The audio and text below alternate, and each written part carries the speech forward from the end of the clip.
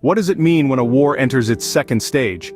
What implications does this hold for the people of Gaza and the wider geopolitics of the region?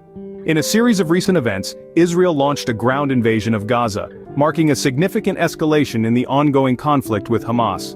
Israeli Prime Minister Benjamin Netanyahu referred to this as the second stage of the war, likening it to a second independence war. This announcement came as Israeli Defense Forces, or IDF, gradually ramped up their ground operations in Gaza, backed by tanks, helicopters, and airstrikes. The incursion into northern Gaza is the first step in a multi-part operation to dismantle Hamas's military capabilities.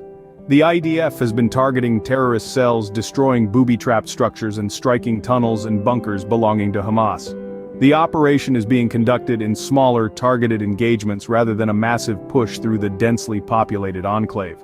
The international community, including the Biden administration, has expressed concern about the wider implications of the conflict and has urged Israel to avoid an all-out invasion. The conflict is expected to be long and challenging, with both sides preparing for a protracted battle.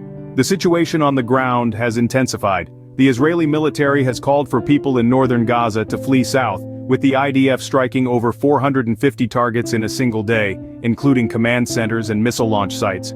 Ground forces have entered Gaza, but a major ground offensive has not yet begun.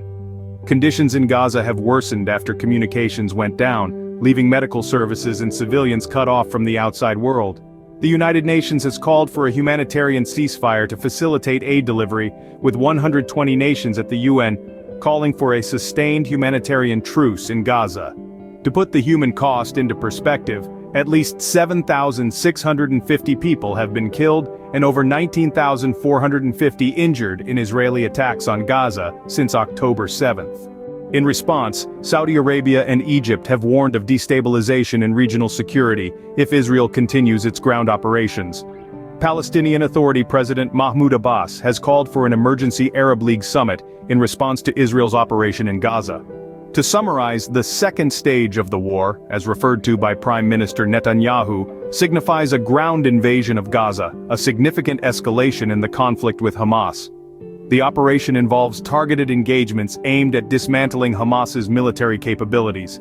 The international community has expressed concern, urging Israel to avoid a full-scale invasion.